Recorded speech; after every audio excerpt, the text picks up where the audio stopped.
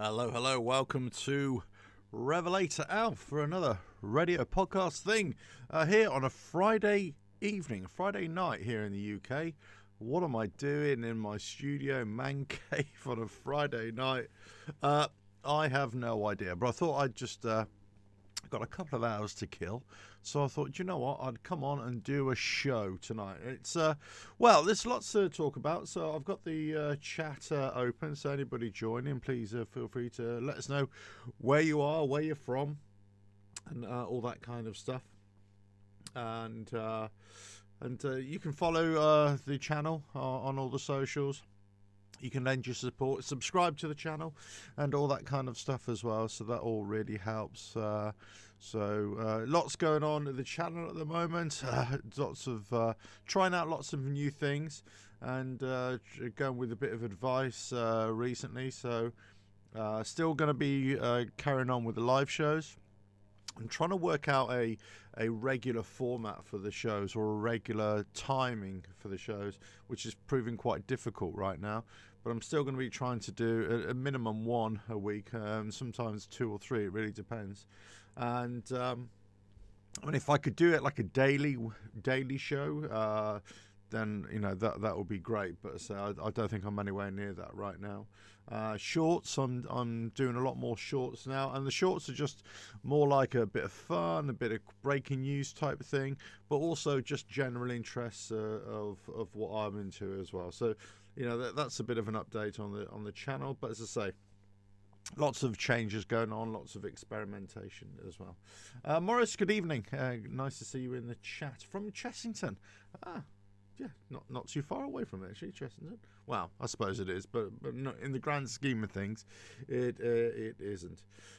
So let me just put the chat up there as well. So really, the show tonight is all about, well, what's going on in the biking world. A couple of little stories here and there I thought would be quite interesting. But the main one is to talk about, it's about Harley Davidson. This story kind of caught me off guard, really, because it didn't come through on my UK press releases. It's only on the United States press releases. I suppose it might have been Canada as well. But Harley Davidson, they've just released a brand new what they call a crate motor, or a crate engine. Basically, you can just buy a complete engine from Harley Davidson, but it's 135 cubic inch, which is obviously quite big, is it? So so I was a bit taken aback by it. I mean, lots of people were talking about Harley Davidson, and as we all were, when they launched the new bikes in January, and especially for the CVO lineup. Well, why wasn't the CVOs getting a bigger engine? Well, maybe they will now. Who knows? But what size engine that will be. So we can dig into that and chat about that as well. But I'm going to be going through all the specs of this brand new engine, and I suppose asking why do we really need it? I mean, interesting, when I spoke to the engineer, or the race mechanic from Harley Davidson back at a show back in November, Motorcycle Live show, he was saying to me that all the mechanics there, they say that actually they don't need anything more than a 131. 131 is more than enough. In fact, it's too big as it is for street riding. Just don't need it. And he was quite adamant about it. Well, not adamant, but it's kind of just matter of fact about it. So everybody agrees. A 131 is more than enough. In fact, it's way too much. But he was this 135 and even 131, to get the real power out of that, you're going to have to really twist on the throttle and ride it hard. And it's not just the crate motor which you're buying. You're going to have to spend extra just to dial it in as well. Tune it. So I think, we'll dig into it a little bit, but I think it's about $8,000 US. Well, you might as well add another 3,000 or 4,000, maybe more than that, just to get that fitted into your bike and for it to be running sweetly, let's say, or to get the best performance out of it. I mean, hell, you can spend whatever you like on a trying to improve your engine performance, can't you? So I mean, that's just something to consider. But let me just bring up the Well, I'll tell you what. Let me just bring up some of the news. Oh, wrong one. Let me just bring up some of the news stories first of all, and then we'll dig on to this as well. Okay, let me do that. Right, so in the news, first of all, here from the UK, from Motorcycle News, this one. This is basically CF Moto, the Chinese manufacturer. They're basically expanding because they're in with KTM, Husqvarna Gas, and WP Suspension from the Piera Mobility Group here, and basically saying it's they're trying to get in 30 new dealerships in the UK. So CF Moto, one of these Chinese brands, are just making bigger and better bikes all the time now. And, you know, within the industry, people are kind of looking at CF Moto and saying, well, actually, they're decent. They're not sort of cheap tat here. This is just decent stuff.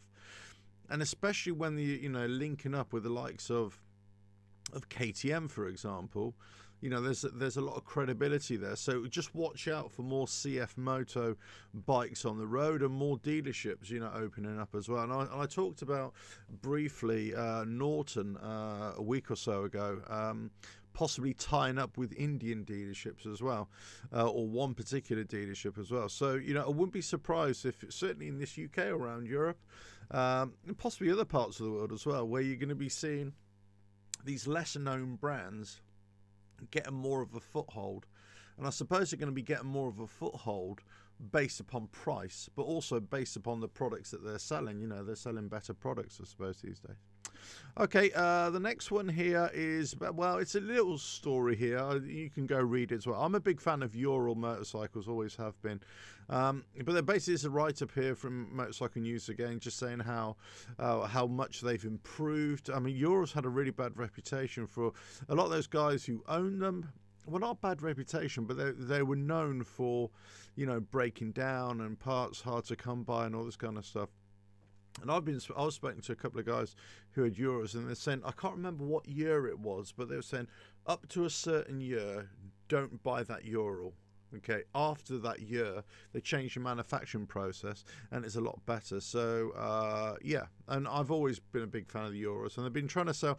They moved the production out of Russia, and they moved it to, I want to say Kazakhstan, but I'm not 100% sure there. But as I say, this is a nice little write-up there. So if you're a fan of Ural, go and read this in Motorcycle News there. Okay, I'm bombing through these stories because I really want to get onto the main topic of this as well. If you're a big Ducatisti, if you're a big Ducati fan, then they will. You'll be pleased to know that they've launched their motorcycling apparel for 2023. So if you like to wear your favorite brand on you, or, you know, t-shirts and jackets, whatever, they've launched their brand for 2023. This is a story here from Visor Down. Another story from Visor Down here as well. It's talking about these the Husqvarna Nuda, to return to the roads. And basically these are spy shots of this Nuda motorcycle. If you go to my website, revelatoralf.com, I've got lots of similar stories here, but I think I suppose I'm not going to read off my own website, the blog posts, because I think it's a bit cheesy, really. So I'm going to continue reporting off other websites as well, not only from the UK but around the world. But my website covers similar sorts of stories as well, and a lot of the stories that I produce on the website blog posts also come direct from press releases as well, so not necessarily from what I'm reading elsewhere. But anyway, this Nuda, so I kind of like that. I kind of like bikes that have got an angular feel to them as well. So it's anyway, the Husqvarna Nuda was a funny little bike launched in 2012 and built by the Swedish brand, was owned by the automotive giant BMW. It was powered by a modified F800 twin-pot engine, pumped out about 100 brake horsepower, and was renowned as being a bit of an animal, not quite a supermoto, but more jacked up and bonkers than the traditional naked. Yeah, I mean, it was just a decent bike. Anyway, it looks as if it could be coming out. Could be coming out again with that LC8 engine as well. So 2024 possibly for that. So go read that and Visor Down. The Nord, and more stories about the Norden here as well. I covered this a few weeks ago. This is another story from Motorcycle News. Basically, the Norden, the Husqvarna big adventure bike, yeah, very capable, but they've got this expedition version as well. So I covered this a few weeks ago, so I won't go into that again now. Honda, for those of you in the United States and Canada, Honda they've got dual sports, announced a new dual sports bikes for the US market. Why can't we get these over here in Europe? I do not know. The XL150L and the CRF 300 LS are arriving there in 2023. They look like decent bikes. I think, you know, these kinds of bikes are great for trail riding, you know, and especially Honda with, you know, if they're not too challenging, these kinds of bikes are great because they just go and go and go, long service intervals as well. I don't know about these two specifically, but if you took like the CRF 250, for example, it was, you know, a decent bike. Jerry, good evening from France. Cat Weasel, hello. How are you? Yeah, so decent bikes there. So, you know, I'm a big fan of these kind of, you know, enduro trail bikes anyway. I mean, that's what I suppose it's been my first love, because that's what I started off as a 10-year-old on trail bikes anyway. So, and then I got into sort of scramblers, motocross, and off-road riding was most of my sort of, well, it was my pre-road riding experience. It was all off-road type stuff. The next one here, if you're a BSA fan from the UK, the National Motorcycle Museum near Coventry is near the NEC, actually, National Exhibition Centre. They're going to be selling the museum. Sorry, they're going to be selling the apparel there. But also, I think the museum might be in a bit of financial trouble as well. There's another story that I quickly glanced over earlier on as well. Anyway, so this is again from Visor Down. Tesla. Here's another one.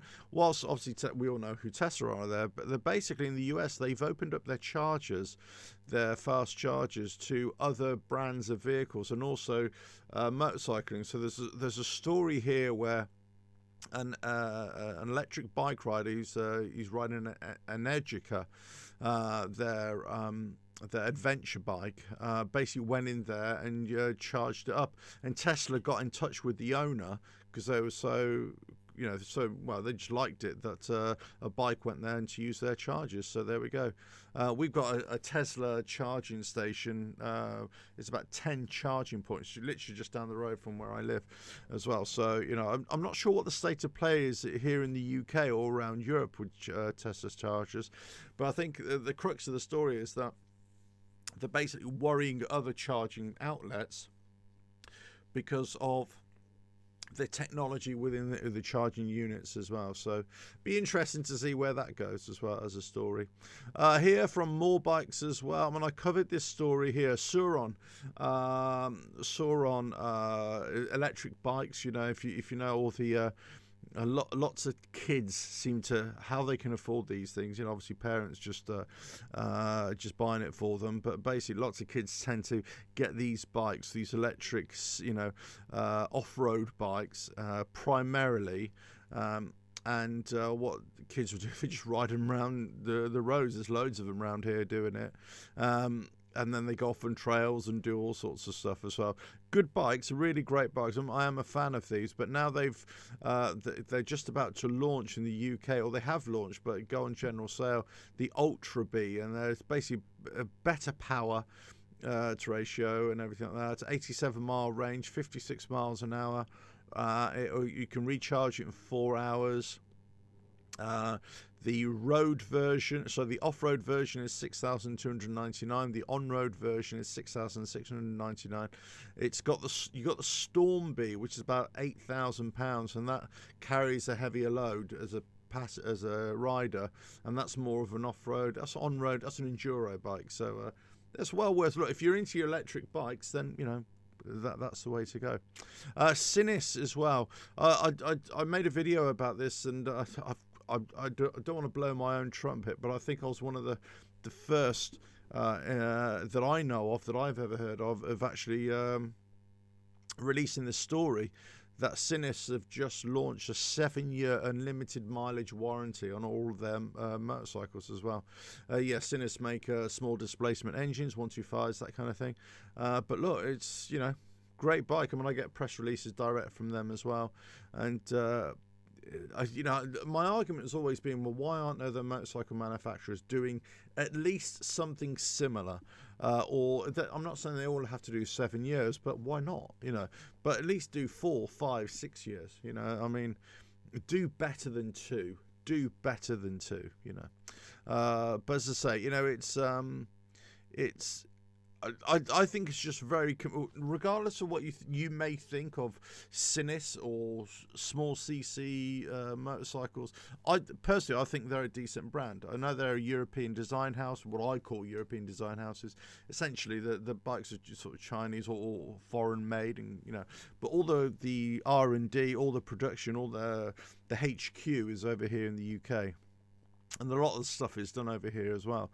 But there are other European brands that are very similar to this as well. But I just think it's just highly commendable that a motorcycle manufacturer has done this. I think it's just, and it should be applauded, really. Okay, so next one here from More Bikes as well. And I read this feature as well. Yamaha are just being the first motorcycle manufacturer in Japan. I don't know if this is on a global scale actually, or they're the first manufacturer in the world, but certainly in Japan, to utilize green aluminium, or as the Americans would say, aluminum, in its bikes. So groundbreaking innovation is part of their effort to reduce emissions and contribute to environmental protection. They will also continue to progress towards low-carbon aluminium or aluminum in their journey to achieve carbon-neutral materials. A lot of manufacturers are, as you can imagine, moving this kind of general direction of trying to find green solutions for their manufacturing processes, or how they're sourcing materials, or how green can those source materials be manufactured as well, or produced or whatever. Obviously, it's never going to be a completely green, but I think they're looking at offsetting as well. It's not only motorcycle manufacturers or automotive manufacturers, I should say, but it's motorcycle apparel manufacturers as well, or motorcycle equipment. I've run quite a few stories over the last sort of few months about manufacturers producing like motorcycle jackets from recycled plastics, that kind of thing. So it's out there, and more manufacturers are going this way, either heavily involved in recycling products, or just being carbon neutral, or that kind of thing, which is I think it's a great thing. What I'm also really interested to see is how it goes in the electric vehicle world.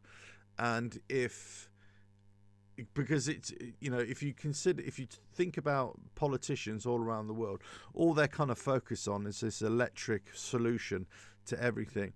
And I just want to see whether this, synthetic fuels, or whether these biofuels can be produced a lot more, and whether the politicians and the world leaders and the green activists will accept this fuel for internal combustion engines as an alternative to EV production.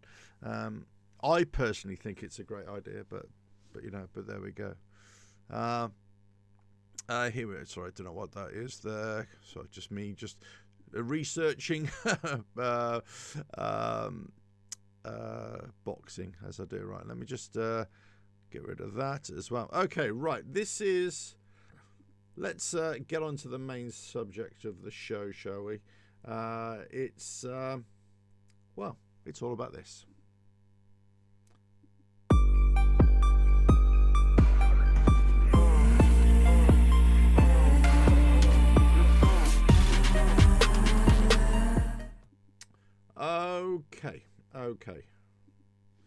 Okay. Harley Davidson this week. Let me just bring up their. I'm going to bring up their. Well, actually, I'll just read it for you as well. They've brought out this brand new crate motor, this engine that you can you can buy. Not, I don't believe, I'm pretty sure it's not going to be made available for European market or markets outside of the United States and Canada for this year. I'm led to believe that it's just for the US for the foreseeable future, but I would not be surprised if this, if it was made available elsewhere. Whether other countries would want it, or riders from other countries want it, who knows. Okay, right, let me just see if I can get rid of this and see if I can give you some of the photos as well. Here we go. So I'm going to put the photos up there. Okay, so this is the engine itself. Let me know if you can see this clearly. This is the engine. So 135 cubic inch, would you believe?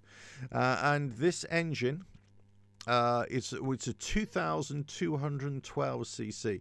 So still not Thunderbird, still not Triumph Rocket. Is it? What's the Triumph Rocket? Let me know, everybody. Is it 2,200 or 2,000?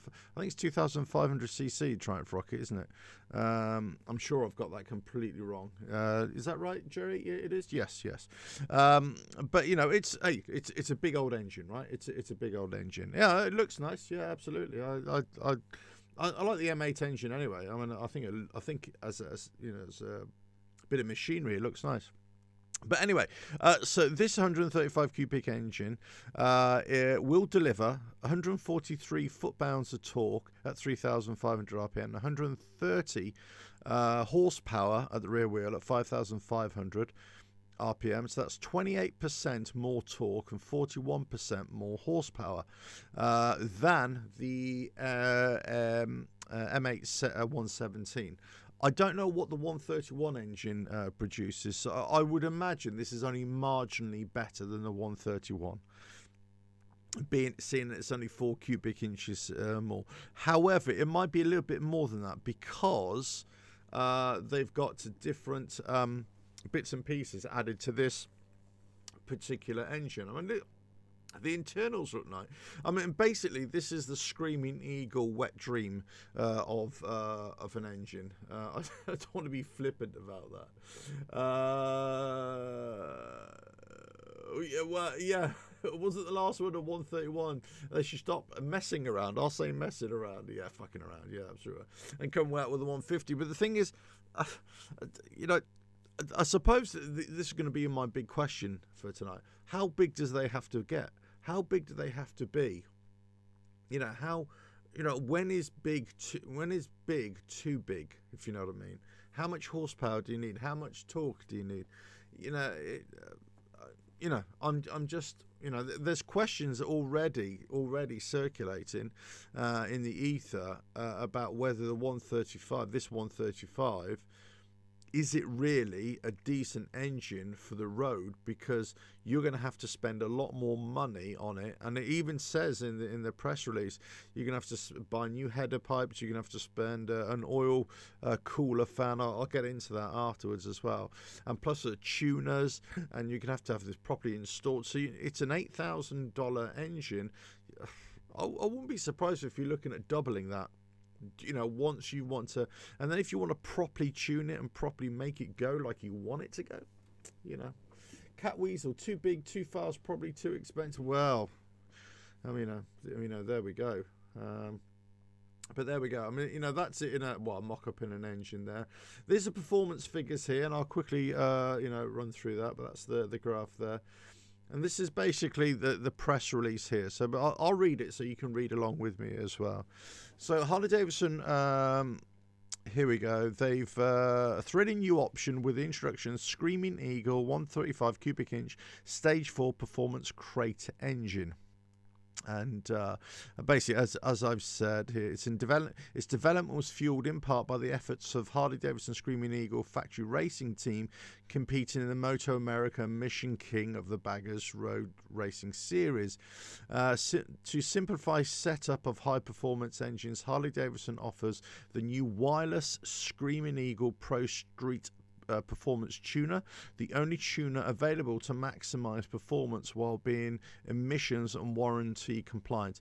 So I suppose this is a big thing here. This is a big thing in that this engine is, it's got all the power, obviously 130 horsepower, 143 foot-pounds of torque, but it's street legal as it is. So, that's an interesting one.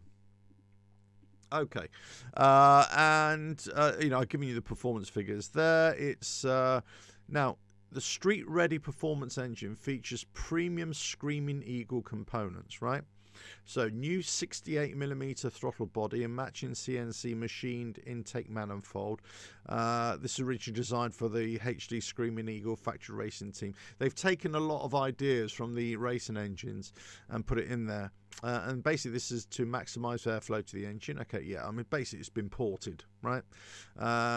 Screaming Eagle Extreme CNC ported cylinder heads provides significant improved efficiency. High performance valve springs remain stable with a high lift cam and in high RPM operation. Screaming Eagle Pro billet cam plate and oil pump provides high pressure when the oil is hot to keep pressure drops to a minimum, and I'll go on to that a little bit. It's a 10.7 to 1 high compression forged pistons. It's got this SE8-517 high lift camshaft, high performance cam bearing and high performance tappets, patent protected 4.31 inch steel sleeve cylinders and 4 5/8 inch flywheel. So basically steel cylinders and new flywheel as well. There's the flywheel is quite an interesting one because a lot of M8 owners in the US, when they have their engines stripped down and they upgrade them, they put in an upgraded flywheel as well. And I don't want to say man of war, but it could be. Those of you who are out there in the US, remind me what a popular flywheel change is for Harley-Davidson M8 engines. I think it's a man of war one, but I could be completely wrong there. I could be completely wrong. But anyway, so that's, especially if you want, sort of performance baggers type thing. Those are the guys who are really spending money on those engines and they're stripping them down and basically putting all performance parts in it. And one of the things that is always often overlooked is the flywheel. And the guys in the know, let's say, they'll swap them out for a I'm pretty sure it's a man of war.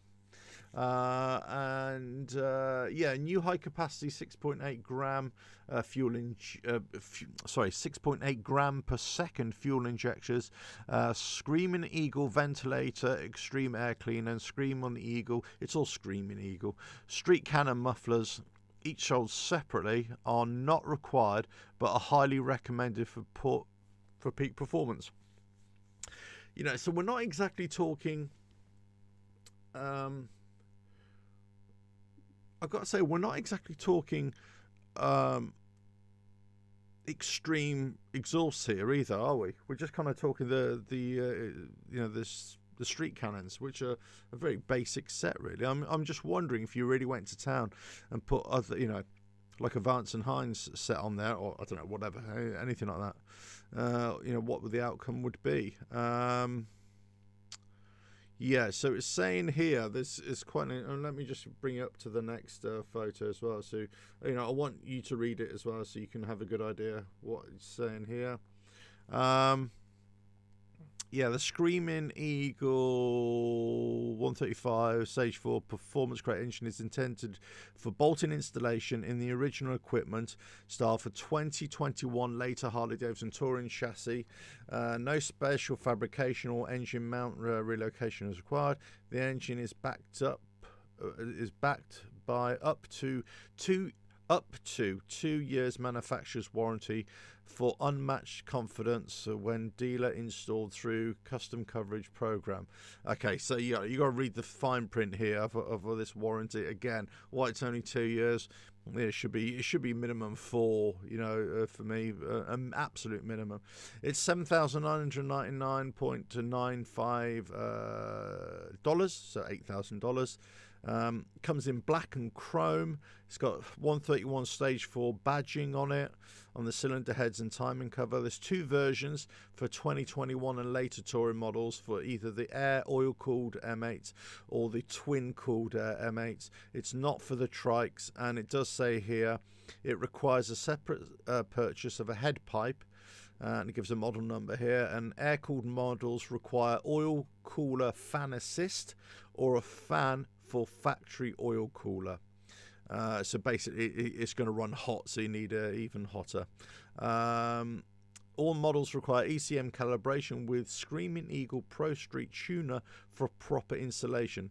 Does not fit California models. So basically they have their own emissions laws out there. So if you're in California, you ain't getting this bike, or you ain't getting this engine, put it that way. Well, not legally anyway. And it just goes on and on and on there as well. So let me just quickly read that, and that's basically what I've just been reading there. So what do we think? What do we think of that? Let me just have a look at some of the I've lost, I'm afraid, some of the, there we go, some of the messages. Here we go. Oops. Right. Kevin, hello, good evening. M8 groups and forums are full of this high performance stuff. Yeah, I imagine. I'm sure they are. I'm sure they are. There's no doubt about it. Just make sure that everything's going there. Yeah, that's good. Make sure that's all good there as well. Just checking everything's going okay. Most of it is willy waving. Not many will or could use on the road. Yeah, that's right. I mean, this is the question, really. Why would you want to spend all that money on this kind of engine? I don't know. Look, when the 131 engine came out, you kind of ask yourself, well, how many people bought the 131 engine? Well, I'm led to believe that quite a few people did.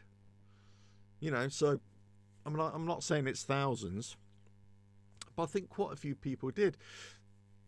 I don't know in Europe, let's say, or in other parts of the world, but I would imagine a fair few in Australia did. I know certainly would imagine a fair few in the United States. But there we go. Simon, is that press release? In that press release, it says 2021 and up. Why not earlier models? Wonder why. Yeah, I don't know. I don't know what that is. Whether it's a good question, actually, because I actually don't know. I don't know. My initial thoughts was, is this like an oil pump, an oil plate? But they're changing all that anyway. So I don't know. The only thing I can think of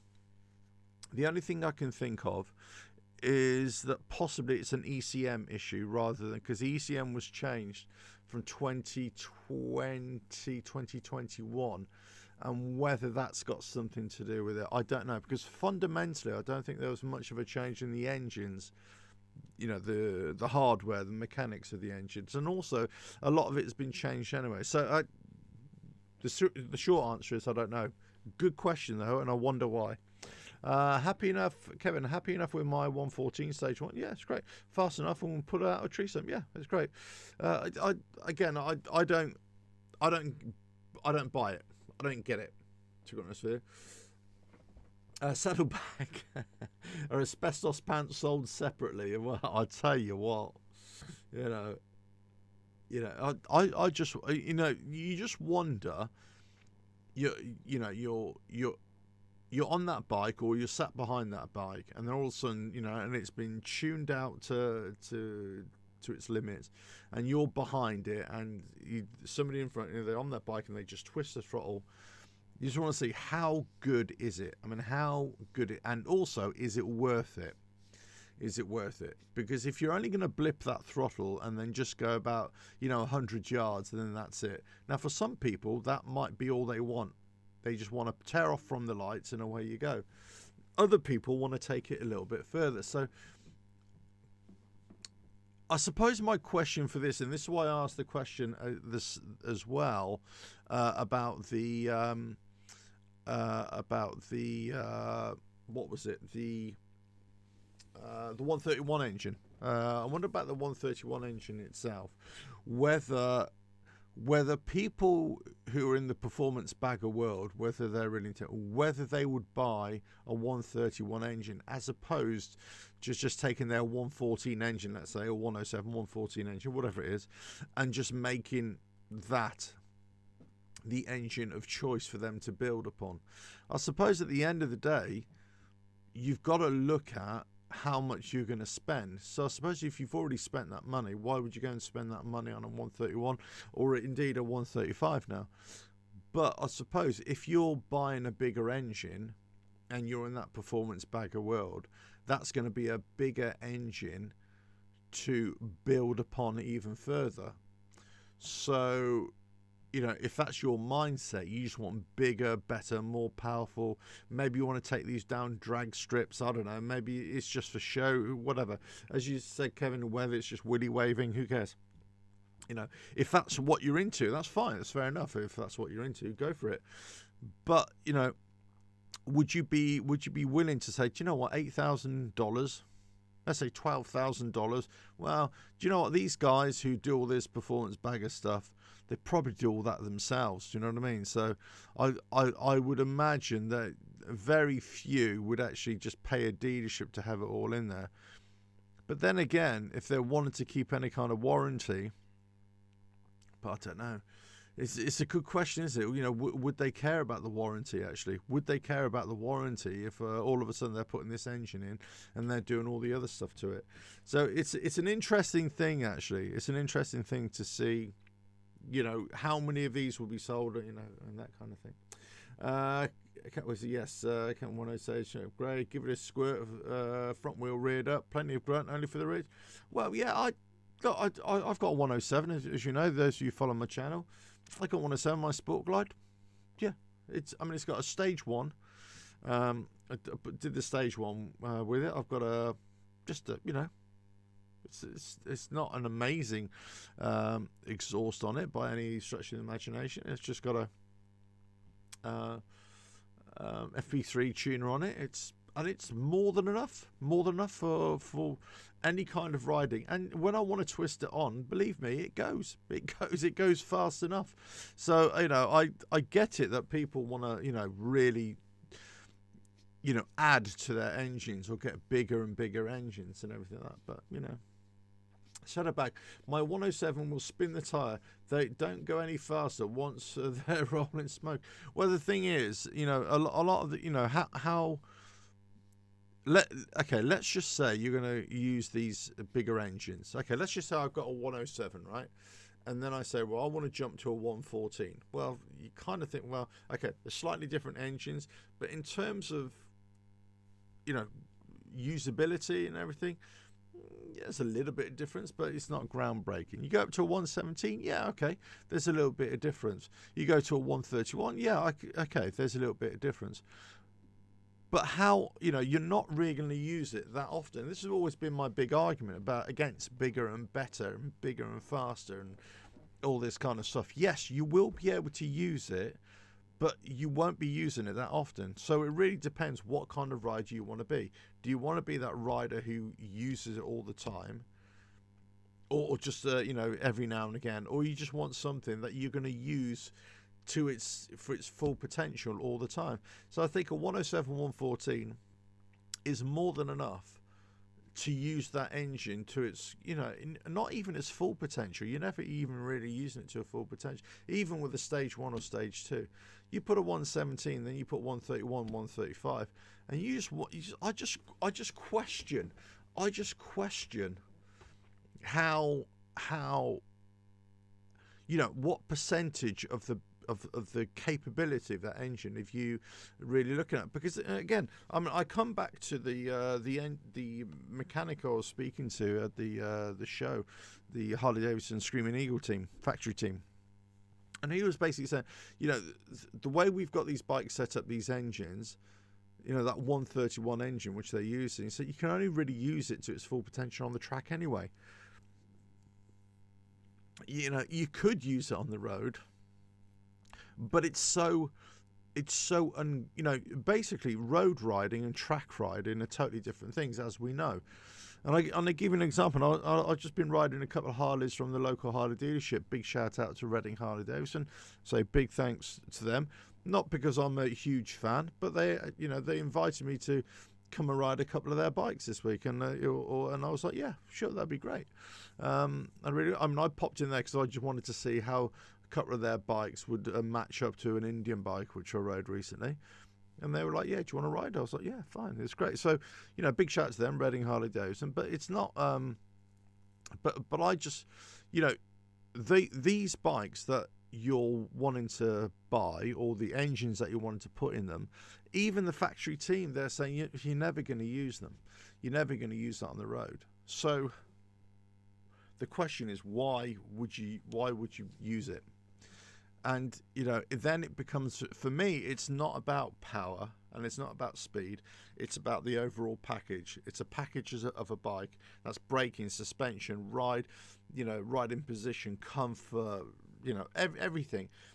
And then economy is a separate issue. But everything else, the overall performance and how you ride it and how it fits in with your daily life, or how it fits in with your riding style. Now, for some people, this 135 engine is going to be fantastic. Other people, they're going to be, no, it's way too much. For other people, they're going to say, no, it's never enough. They want a 150 engine, or whatever was quoted else there. Morris, yeah, Indian 3 litre on its way. Well, it's a little bit of that, isn't it? It's Saddleback. I demoed a 117 last year, first thing in the morning. Okay, the thing I noticed about it was took almost the entire 10-mile ride before the engine was warmed up and running smoothly. That's interesting. Yeah. Well, I think our Harleys take a little bit while to expand and get all the oil round as well. Yeah. So yeah, interesting. Cat Weezer might be suitable for the Autobahn. Okay, well, great point.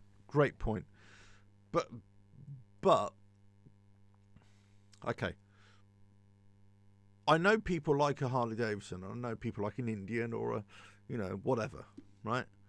But if you want a performance bike, go and buy a real performance bike. So if you want to take your bike on the Autobahn, hold on, where have I lost my thing? Yeah, if you want to take your bike on the Autobahn, then guess what? Go and buy a sports bike. You'll go a lot faster. So you go a lot faster, and the braking and the handling will be a lot better. So I'd be interested to see how this 135 engine, or even a 135, how it matches up to the, let's say, the 1250cc Revolution Max engine. In terms of power, I can't remember what the power figures are for those bikes. I mean, probably, let me just see if I can. Oops, yeah, that one. Let me just see what the power figures are, because I totally forgot. Here we go. Sport. Let's go Sports Duress. That's probably I think Sports Duress is. If I could find it, come on. There we go, Sports Duress. What's the engine power? I think it's about 130, is it? No. Okay, so the engine torque is 125 newton meters, and the horsepower is 121. The Pan America, whilst it's set up for, it's a different profile, it ekes out better power, doesn't it? Let me just have a look. So that was 125, 121. Performance on the Pan America is 128 and 150 horsepower. Okay, so it's 150 horsepower to 121 horsepower. So it ekes out a lot more horsepower. So let's just say you're talking with a 135 engine here, cubic inch engine. You're pretty much at the same level in terms of horsepower and in terms of let me just have a look at the torque. The torque was, what was the torque there? 143 foot-pounds of torque. Oh, crikey, do the maths. What's 143 foot-pounds of torque in Newton meters? I might have to change. See if I got my conversion. I got my converter here. Let's have a look. Power. There we go. Right, foot. No, it's not power, is it? It's torque. There we go, torque. Right, so foot-pounds. There we go. Right, get rid of that. What's that? 128 Newton meters. Sorry, 100. Crikey, what's the matter with me? 128 Newton meters is 94 foot-pounds of torque. Let's have a look at that.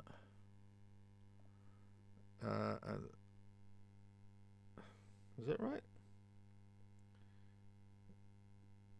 Let's have a look here. That is 143. Okay, so it's 143 foot-pounds of torque. So this 135, 135 engine is putting out a lot more torque than the Revolution Max engine, but it's not as good as the and horsepower, or it's about the same. So you're getting a big boost in torque, right? So this brings me on to my next thing. So this last week I rode the Revolution Max engine bikes, the Sportster S. I've got a couple of videos coming out this coming week. Sportster S and the Nightster. Cut long story short, the Nightster is a great all-round. Well, it's not great. It's an all-round bike. The package, as I said before, is great. It's just really underpowered. And if it had better upright riding suspension, like sportier suspension, it would be a great ride. The Sportster S is a great straight line bike in terms of power, and the power on it is just, you really do feel it. It's like, what? And that's very similar to a bigger performance Harley engine, let's say, well, 117 above, something like that. I mean, it's definitely there. It had Advance and Hines exhaust on it as well. But the problem with the Sportster S, it just can't go around a bend. It's awful. It really, in terms of a ride in bend. If they had the engine of the Sportster S, or even the Pan America, horsepower from that engine, and put that into the Nightster with the Sportster S, let's say front forks, you've got a really decent bike there, a really decent bike. And I think that engine or that bike would give this 135 engine or a 130 or 131 a real run for its money. The problem is that the purists don't want that Revolution Max engine in any of their bike, but trust me, that engine, the Revolution Max engine, only the 1250, right, is a decent engine. It is powerful enough, believe me. It is definitely powerful enough. Saddleback, for torque to have any meaning, you need the RPM at which the peak torque occurs. Yeah. For existence, I can't even read. Sorry. For instance, 143 foot-pounds of torque at 3,000 RPM is 82 horsepower. 95 foot-pounds at 7 is 100. Yeah, absolutely right. Yeah, I'm just trying to do maximum, comparison figures. But you're absolutely right. It really depends where you're using it, right? But in terms of, let's say that Sportster S, that 1250cc engine, I've got to say it is a good engine. And when I rode the Pan America and I put that in sport mode, and you're like going, whoa, yeah, all right. I like that. I like that engine. And the Revolution Max in the Sportster S, we had the standard exhaust that comes with it, just like all Harleys, just like all bikes, really. They're not that great. They sound really flat, don't they? It's like you got the hairdryer on, but put an aftermarket exhaust on there, not for performance, purely for sound, right? Purely for sound. And I was turning heads wherever I was going. And I say, so that's you're getting a bike there. you're getting an engine that delivers the same kind of performance as a really big, air oil cooled or twin cooled engine here. Now the question is, should they have made a 130? Sorry, should they have made a Revolution Max Tourer now? I believe they should have done. I believe they should have gotten the Revolution Max engine into a touring chassis, not the Tourers they got, another touring chassis. Could have even been a lightweight touring chassis, but just really up the horsepower, really up the torque as much as they can on it, just to make it really comfortable. And I tell you what, I think it would be a great ride. Cat Weasel electric throttle control on 135. What's your thought on that? Well,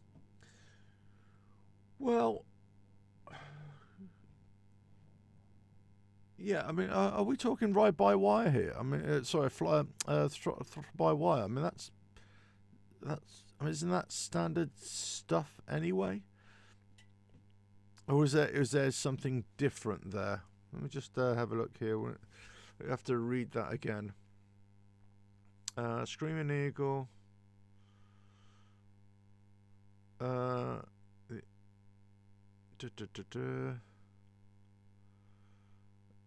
It's your tuner.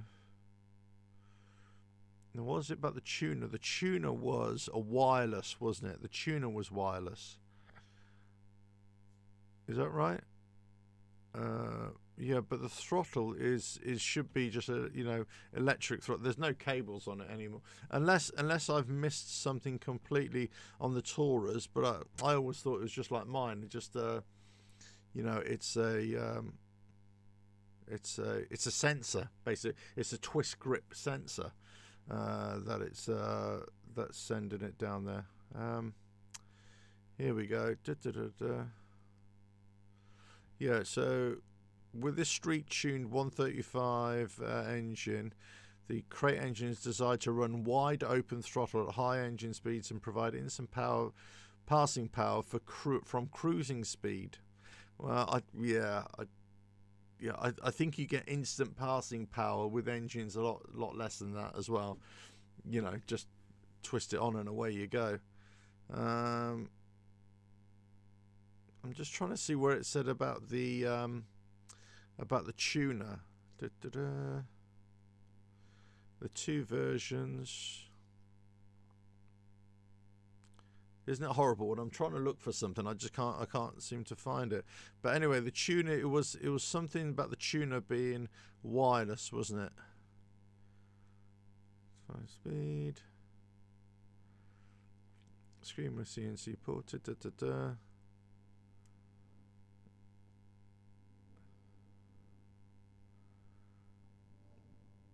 Oh, crikey, I wish I could find it. Sorry, guys. But anyway.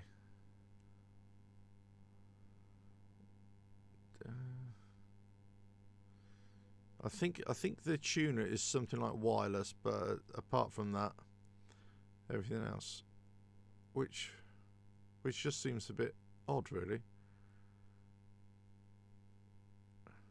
Let me just keep on thinking here. I can remember it did say something about that.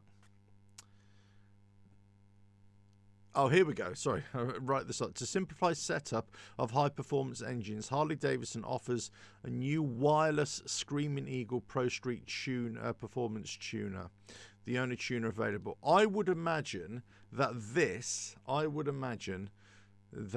you're going to have a little plug, like a little sensor plug, in your data link connector. And then you've got your Pro Street tuner, which you would, remotely connect to the ECM. I think that's what that you're talking about. So it's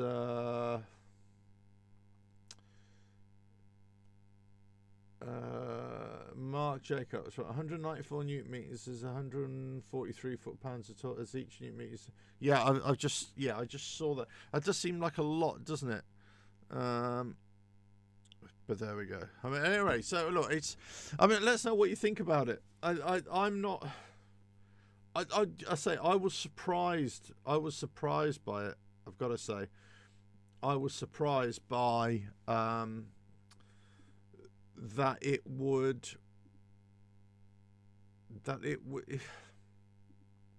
I was surprised that this engine would be released now. You know, yeah, Harley Davidson have got this thing, haven't they, where they trickle feed, you know, the information throughout the year, all their new releases, you know, that kind of thing. I'm just not sure why it had to be delayed, this information. You know, considering that the launch was so feeble, really, you would have thought that maybe they would have put this on as well. Again, it kind of begs the question, what's going to happen with the CVOs? What's going to happen with the rest of the Tourers? You know, it just seems a bit disjointed. It seems a little bit of a funny one here. You know, again, because I come back to how many 131 crate motors were sold last year anyway. I know a few YouTubers have got them and put them in their bikes and everything like that. So I know. I think, you know, I always try and make this comparison, or not comparison. Always this word of caution. You know, a YouTuber. Let's say it was certainly one who's successful. It's not the real world in terms of, you know, most people out there. And all I'm trying to do is trying to bring a real world view to you guys. So most people can't afford this, you know, most people. So I just wonder how many engines are sold in the first place, 131 crate engines, whether people even bother with that and they just upstage theirs to near as they can to a 131. If they got a 114. Will a 114 go to... Yeah, 114 will go to a 131, won't it? A 107 will go to a 128, I believe. A 117... Will a 117 only go up to a 131? I think it might go a little bit more. I don't know. Can't wait to go for a ride. See you later. Yeah, have a good one. Have a good one. But anyway, so it's... yeah, look, I think it's... I think it's just. I think it's interesting. I think it's makes good for good copy. I'd be very interested to see if this is offered around the world. I'd be very interested to see how many people are actually going to take Harley Davidson up on this. Not for the money. It's not a money issue that I have an issue with, because I don't really have an issue with it at all. In all fairness, I think if this floats your boat, then go for it. You know, but I just wonder if that 4 extra cubic inches is really going to make that much difference. I don't think that in itself is. It's everything else that's with that engine that's probably going to make the difference. And especially if they're taking it from the racing applications, then maybe I think this is only going to appeal to a very small number of, you know, big engine enthusiasts. Because I think because the work on these are not engines that I think, that my gut feeling is that you're just going to be able to sit with, and you're going to be running that all day, every day, for riding for 5-6 hours in a day type thing. This is kind of very short, sharp shock treatment. You know, get out there for half an hour with your friends, blat it around, come back, let it rest for a while, go back again. I wouldn't be surprised, because they say it needs the oil fan coolers there, whether these things are running a bit too hot and whether they have problems afterwards. It's hard to say. It'd be interesting to see how they fare in really hot conditions against, you know, milder conditions or colder conditions as well. I'm sure some of those guys in California or Arizona or some of the southern states in the US, somewhere where it's really humid, like Florida. Yeah, let's see how that works. I mean, that'd be interesting. I mean, but you know, it's no, again, you know, it makes you wonder what Harley Davidson are going to do with this. Are they going to come out with the CVOs? Are they going to put something bigger in those now? Because it was weird that they just didn't release the rest of the CVOs at the January launch. Well, why not? What's going on?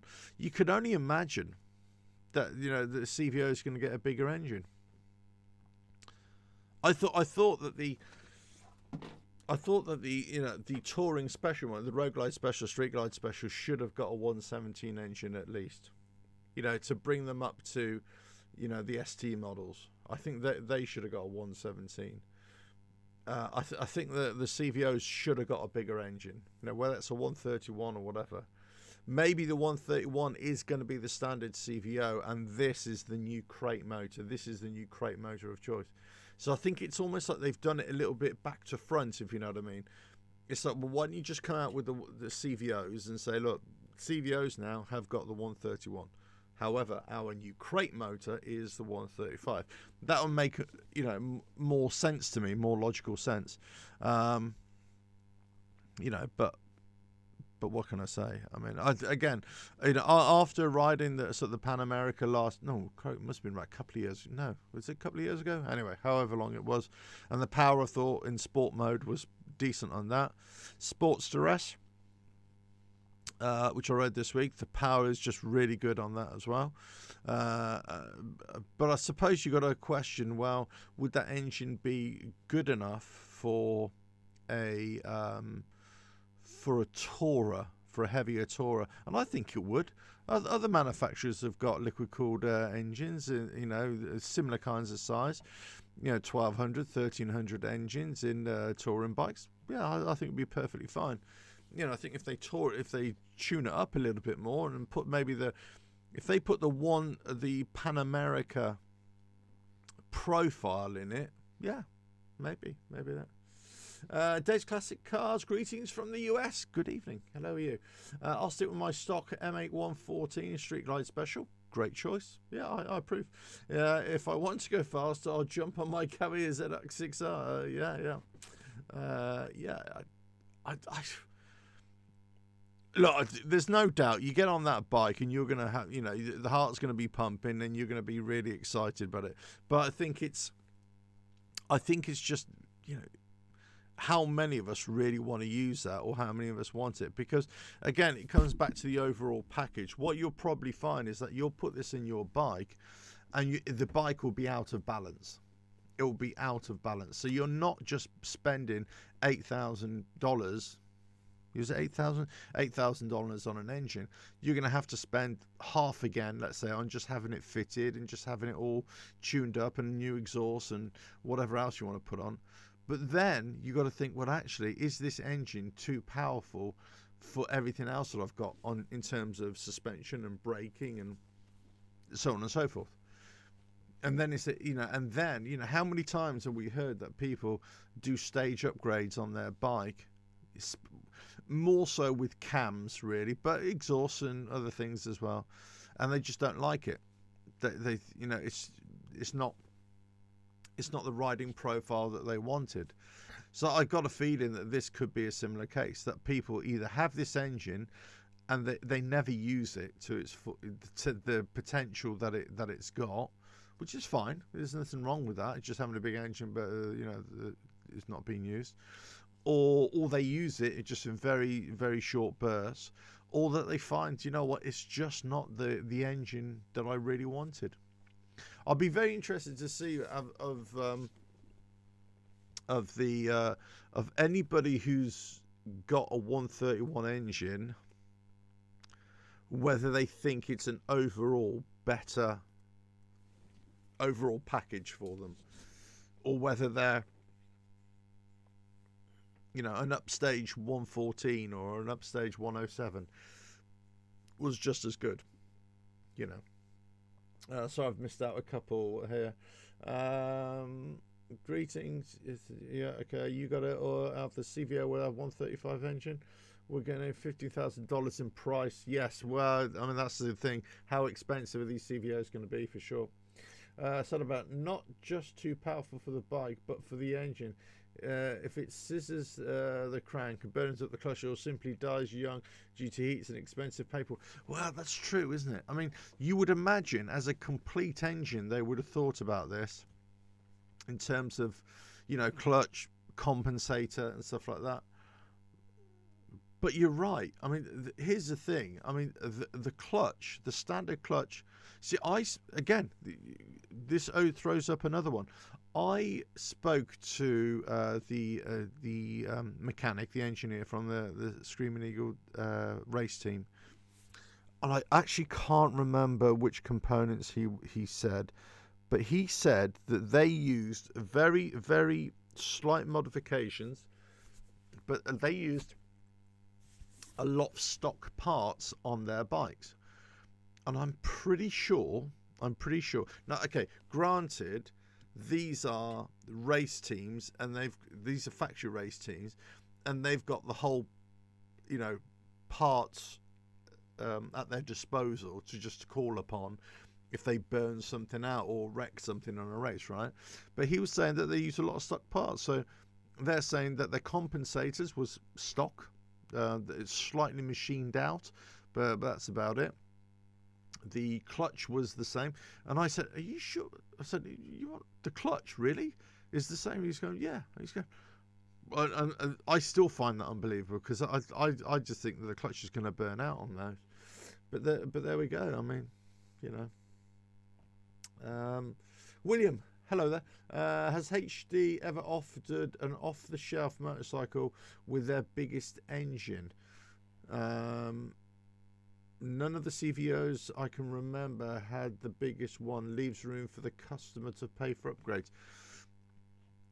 So they did with the CVO 117 before the 131 came out, because that the CVO was the 117 that has the biggest engine. Now I can't be sure. I seem to recall in previous years there was a similar kind of thing where the CVO had the biggest engine out of the lot. I can't even remember how long the CVOs have been going now. But anyway, the CVOs definitely before the 131. It had the 117 engine, which was the biggest one. Saddleback, I'll take the 2024 Street 77765R. Nice. It is, yeah, nice bike. Holsters for courses and all. Absolutely. That is a decent bike, actually. And they got 3 variants, haven't they? The Moto 2 variant, the R, and I can't remember what it is off the top of my head. Yeah, but it looks really nice. Morris, I get the impression that internal HD departments are making promises to each other but can't deliver on time. The feeble launch being just one. Well, I've stopped trying to criticise Harley Davidson, because I think you could criticise them all day. You can praise them as well, but also there's lots to throw mud at, and I think that launch was just pretty awful, really.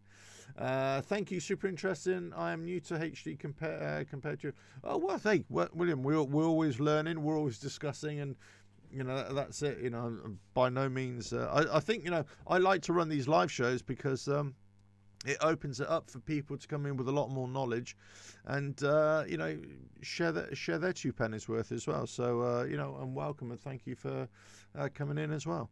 But as I say, I mean, that was the news today. Well, I'd say it's not the news today. This actually came out a couple of days ago, and usually I get an email for the press releases.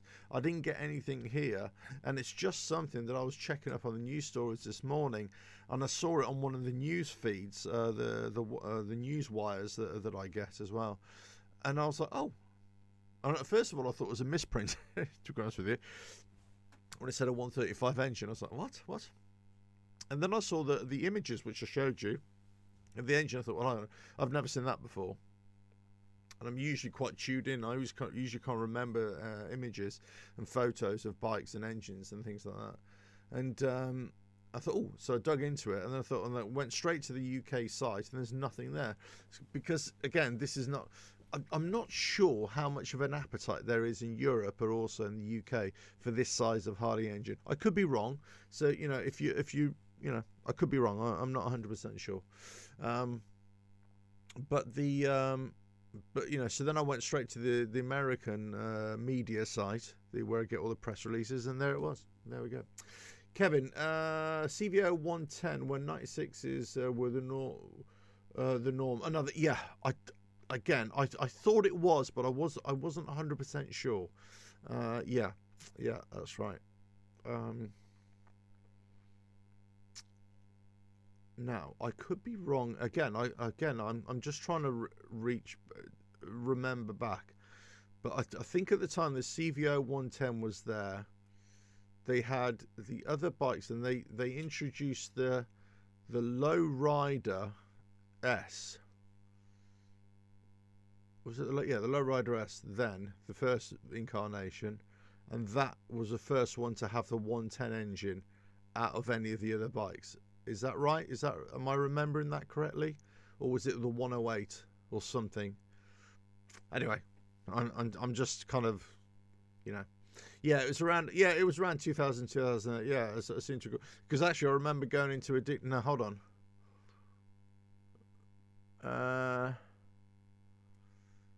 Let's just have a think. Hold on. It's got to be around about that age. Yeah, maybe about 2000, maybe about 2010, maybe. Yeah, I don't know. Simon, they recommend a Screaming Eagle high capacity clutch kit. Oh, do they? Oh, sorry. Yes, for the 131. I thought this was for the 135. Well, so again, a high capacity clutch kit, that's fine. But then again, you start affecting the ride performance and also the handling performance. The high capacity clutch kit is a heavier clutch as well, and it's not a smoother clutch as well. So yeah, again, you're starting to add power, you know, lots of money now to this bike. So okay, so for that's a 131. You would imagine that it's for the 135. Somebody else right at the start, why, I can't remember, sorry, I forgot who it was. So why is this only being offered on 121 2021 and later touring motorcycles?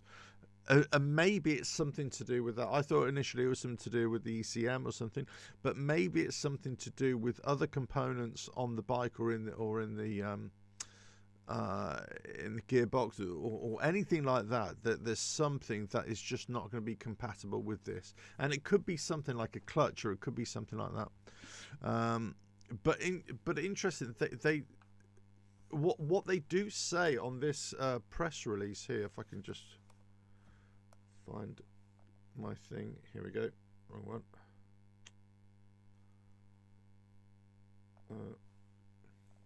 Yeah.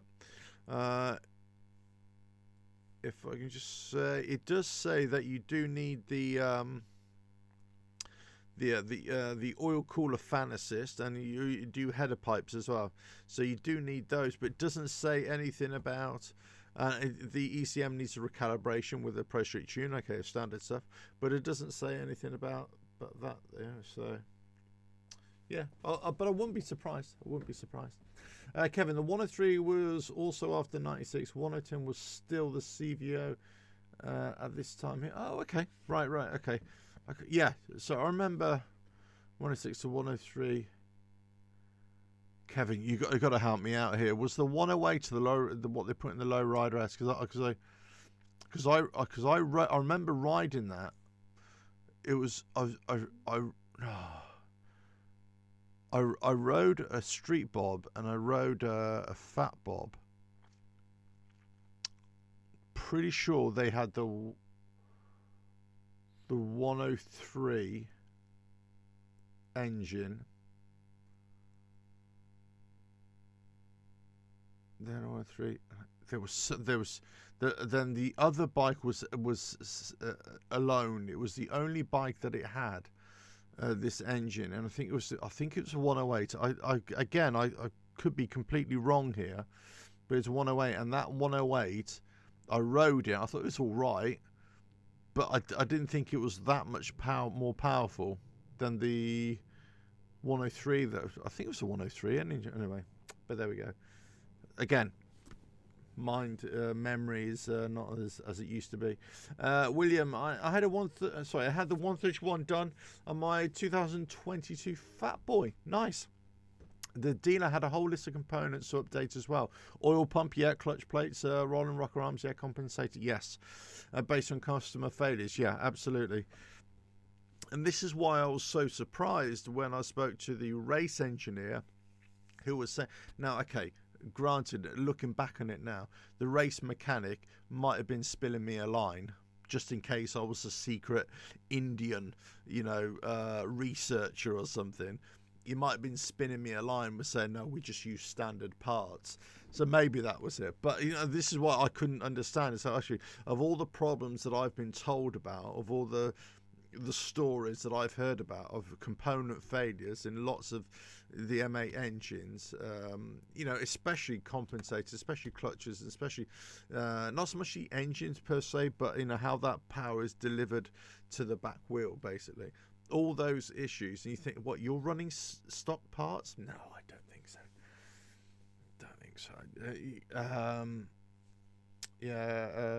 Well, they also had another shorter list of recommended parts replacements for the 114s. Yeah, Kevin, I don't know what was it? Oh, crikey! I wish I had a list of. So what did the original lowrider come in then? What did that? Was it? I'm gonna have to do. It's bugging me now. So let me have a look. It would be 2019. So 2016. Maybe I'm thinking a little bit later, Kevin. Let's put a 2015.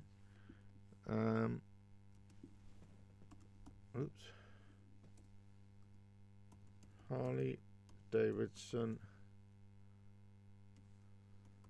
lowrider. Let's try that one. See what it says. I remember it was. No, it wasn't the lowrider. Was it the lowrider S?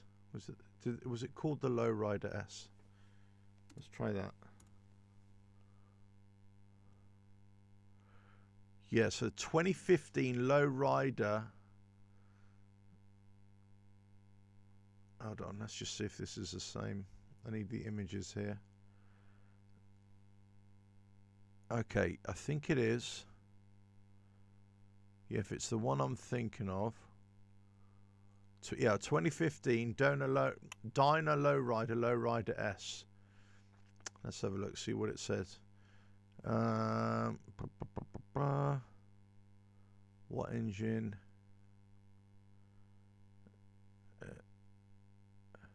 Oh, it's no. This is saying it had a 103 engine. I'm sure it had a bigger engine than that. Because it was definitely. I remember specifically that the Street Bob and the Fat Bob had.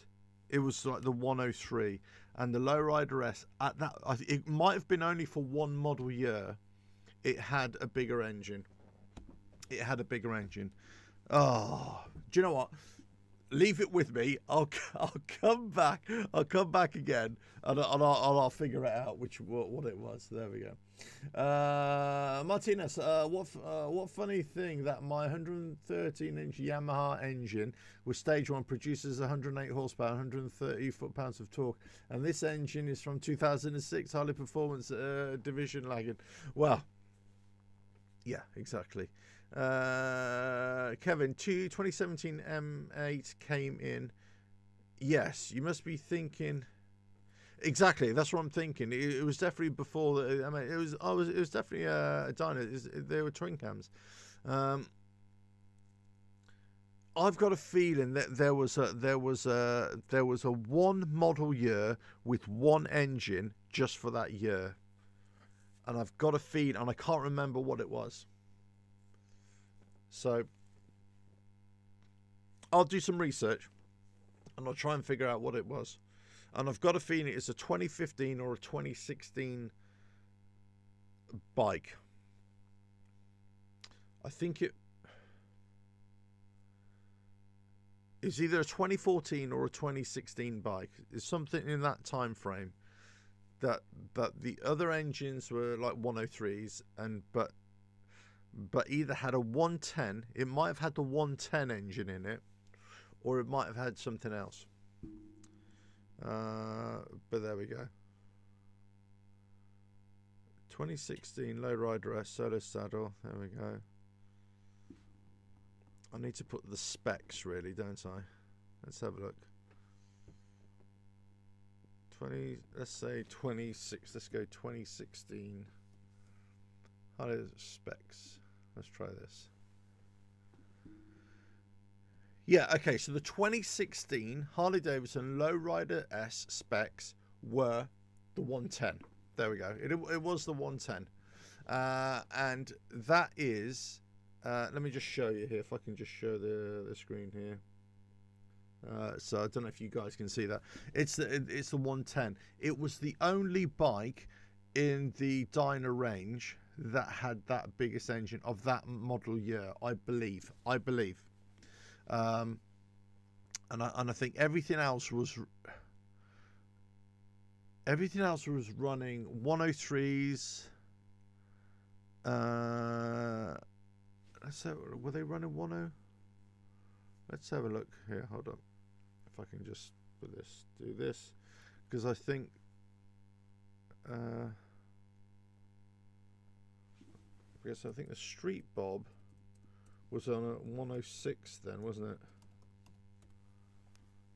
No, it's 103s as well. So 10, that's a 2016. So yeah, sorry, not 106. 103s. Yeah, that's right. So everything else was on 103s, but apart from the Lowrider S, which is a 110. There we go.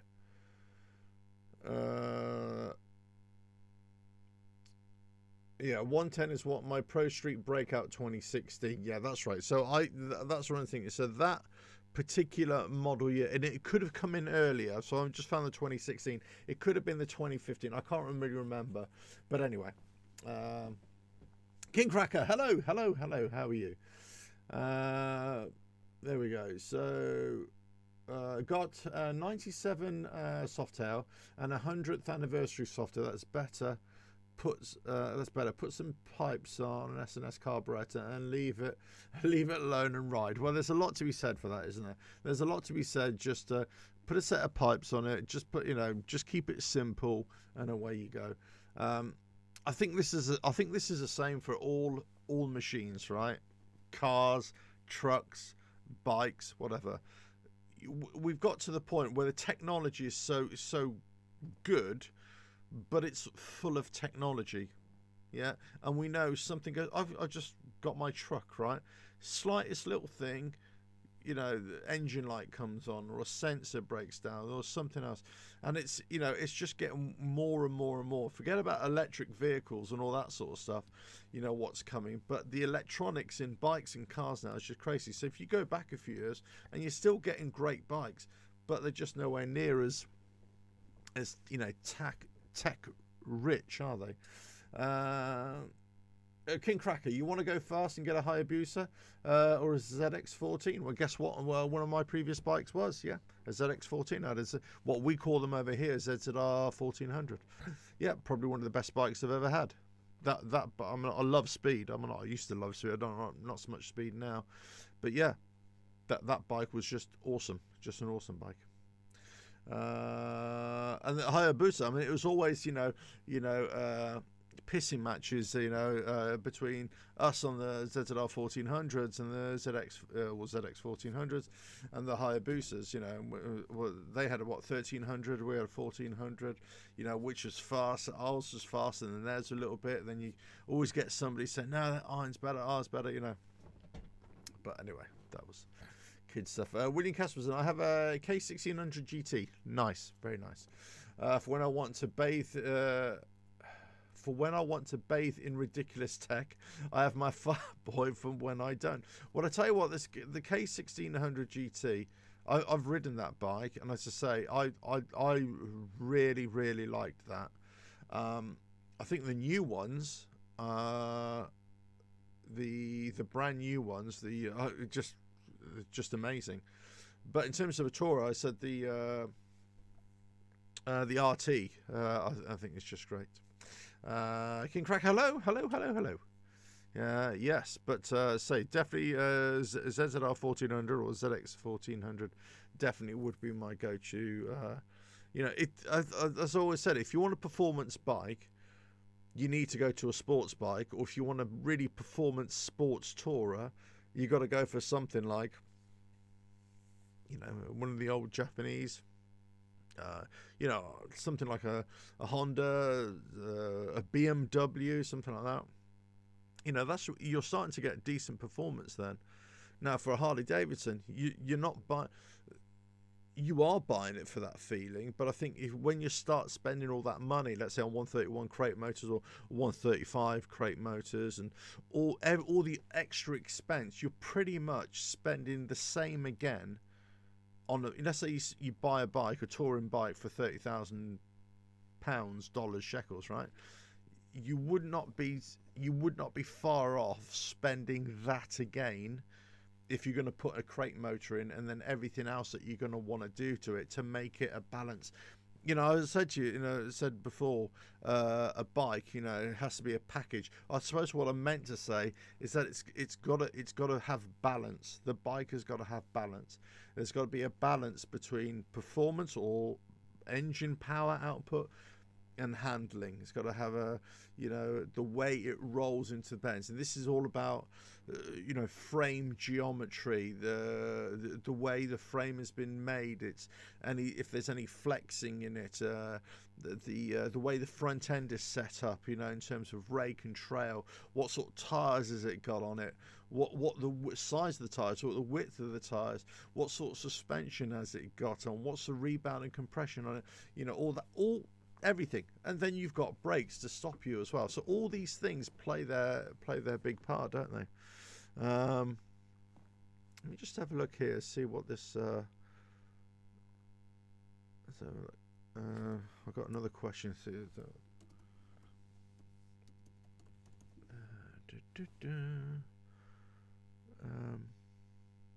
Sorry, get rid of that.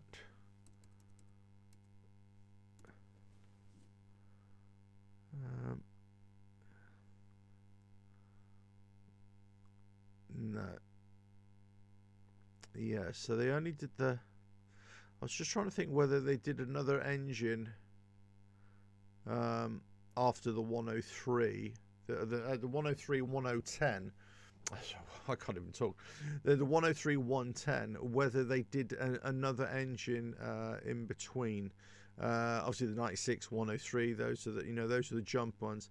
Then the 110. I'm just wondering whether the 110 was in any other bike other than that 1 year or couple of years for the Lowrider S, and whether in the CVOs, whether it was in something else. I actually can't remember. So there we go.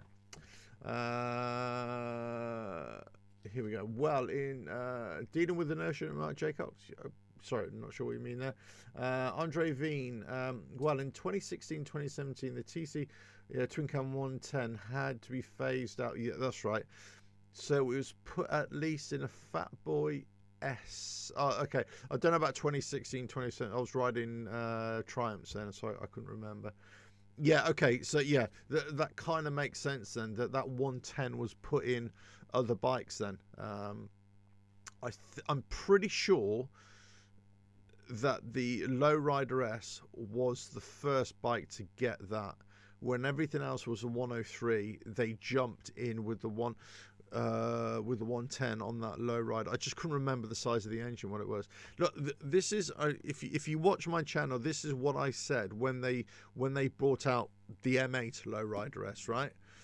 And they brought it out with the 114 engine. I said at the time, I made a video. You can go back on my channel, and as soon as they released it, I said they've missed a trick here. They should not have put the Lowrider S with a 114 engine. This bike should have been a signature bike. It should have been a statement. They should have put this with a 117 engine.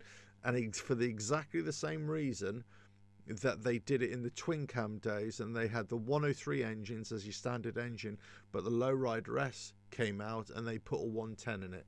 That's exactly the reason. That's what I said then. King Cracker also have in my possession a 72 H2, nice 74 Z1, beautiful. How is it when there's another way to go fast? You get your partners in a bunch saying, if you want to go far, if you want to go fast, you okay. Not sure what that is, but there we go. Right, so that's it. Yeah. So, well, big engines, I suppose. Do we need them? Of course we do, because we love old big engines, don't we? Bigger the better, I suppose. But look, no, for some people, they're going to love it. I'm intrigued, just as anybody else is, to see how many people are going to buy this engine, how many people are going to get it. I would really like to see an honest answer from anybody who puts this in their bike, and they don't do anything else to their bike, right? So they just got a stock. They've just got a stock 114 Street Clyde special, let's say, right? And they think, right, we're going to put this in there. So you put that in there, and how it makes them feel. Do they suddenly think, I wish I'd done the suspension and upgraded my suspension, upgraded my brakes before I put this engine in? I wonder how many of that do. I wonder how many would say, do you know what, I've got this engine, but I had to do the clutch, I had to do the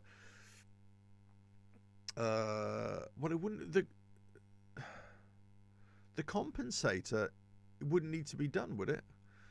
I don't think the compensator would need to. Maybe that would already be in there, or maybe not. Maybe not. I wonder if the I don't know what parts off the crankshaft actually are included, whether something like the compensator is actually included and stuff like that. I don't know. That's a good question. Anybody knows that? But hey, Andrew, hello. Hey, hello. Fun talker. Yeah, the bigger the better. It's all about the bragging rights. So look, there's no doubt, and yeah, I don't think practicality is much of a concern when you're splashing out on a 135 motor. Exactly. All the guys who are spending big money on performance baggers, it's not about practicality. It's about having fun. It's about something that you're passionate about. It's about something that you just want to go out with your friends, or just go to the local car park and meet up, and just or down to the drag strip, isn't it? It's all that. Yeah, most of us don't require excess. Yeah, look, are you telling, if you're asking me, would I get on one of these 131 or 135 engine bikes and have a good blast? Yes, I would, and I'd come back and I'd be like, woo, that blew all the hair off my head. That was amazing. That was fantastic. I'd love it, and I'd be grinning like a Cheshire cat, as they say, as we say over here. However, the reality is that I'd love to enjoy it, but on it as a daily ride, or as even on a I just think I'm not so sure that'd be for me. CISA 16, power hungry people will buy and find out the 143 is out in next season. It's for people money to have fun. That's true, and there's no problem with that. There's no problem if that's what you want to spend your money on. But you make a good point here, is that it's just like buying an iPhone, right? Or a laptop, or whatever, the latest tech, because you think I've got to keep up with the latest tech. The problem is you're never going to achieve what you want, because as soon as you buy something, as we know in tech world, it's pretty much out of date, because they've already been doing R&D for 2 years on another product. They've got about 3 or 4 products already in the pipeline to come out every year or every couple of years as well, or some upgrade to that's going to make it go faster or operate better or something like that. So we already know that. So that happens in the tech world, with phones and computers and God knows whatever else. Hey, that happens in bikes. It obviously happens in bikes. So you got a 131, you think, wow, that's a big old bike.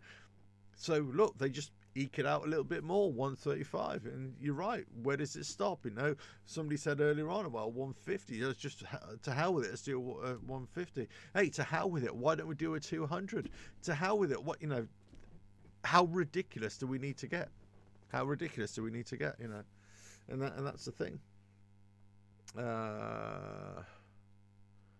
Well, yeah, a good point. What? Yeah, I want to bike so fast. I want to bike so fast. New equipment must be designed to keep my hands on the handlebars. So that's an interesting thing as well, because you got so much power on this that you would have to hang on. You will have to hang on, because a lot of these bikes, they're not designed for you to be in that racing position, or that fast riding position, the prone position, you know, which naturally pushes your weight forward and keeps you in. You're kind of like this, you know, shoulders in the breeze, and you've got a big wind break there as well, so you're naturally leaning back a little bit. So because you're naturally leaning,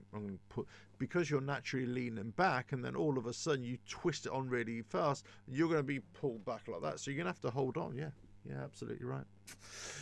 Anyway, listen, guys. I think I'll call it an evening. But listen, it's Harley Davidson 135 cubic engine. What was it? 130 horsepower. It's 143 foot-pounds of torque. It's $8,000. I'm sure you're gonna have to spend more to have it fitted and to have all the extras a little bit on there. I wouldn't be surprised if you have to spend a bit more on updating clutch and compensator. And hey, the other thing that that the guy from the mechanic who's from the race team, he told me, he said, you know, these have got great power, you know, fantastic power, but the tires only last about 10 laps, you know. So your tires are not going to last, you know. We call tire shredder kit. You really will be shredding tires. So, you know, if you use this to good effect, you'll probably go through 2 or 3 sets of tires a year easily. So, you know, the cost will go up and up and up, you know, no doubt. But hey, listen, as you say, it's all part of the fun. It's all part of the fun, and people love that, and they want that. So why not?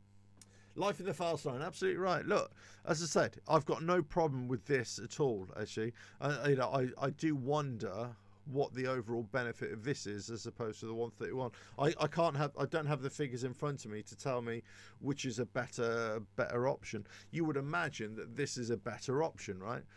I just think my gut feeling, and look, this is nothing new, because I think we could all guess here, and I'm sure a lot of other YouTubers have already kind of guessed here. If they've come out with a 135 engine, you would imagine that the CVOs are going to get the 131 as the standard engine, and this is a crate engine of choice. What you can't have 2 crate engines just there, because they're conflicting with each other, you know. But there we go. Right. Anyway, I think that's it. But listen, you know, thanks for joining. Thanks for, you know, tuning in and everything like that. You know, hope you have a great weekend. I'm going to be watching a lot of the fights this weekend. Lots of sports and football. There's some good motorcycle racing going on as well. Formula One is just starting this weekend. So those of you who are interested in that. I don't think World Superbikes is on there, but lots of motocross events started up, Supercross as well, all over that. So I'll be checking in for those things. I might do like a sports roundup on Monday or Tuesday as well, weekend sports, which I tend to do. But as I say, it's you know, it's been good to do this live show. I do like these live shows, more so that I can talk to you direct. I've got a lot of other things going on at the moment as well, not only trying to develop the channel, but also with the website and doing daily blog posts there and putting information out there as well, but also working in the background, trying to bring out new products or product features, and you know, reaching out to a few companies as well of products that I'm interested in, let's put it that way. I've got a couple of videos coming out that say with the Sportster S ride, the Nightster. It was supposed to be the Nightster Special, but there was an issue with the registration of it, so I could only take the Nightster out. But in terms of engine wise, it's exactly the same. But if I can get on more bikes and bring them to you, say I'm not doing proper full reviews and go into all the specs and everything. I'm not, these are what I call once over looks of the bike. It's a kind of an impression, a look, and tell you what I felt about it really, rather than a review as it were. And I do a couple of short videos, and I do like a 6-7 minute video as well on those as well. I think they're much better than that. It's much better to do it that way, put it that way.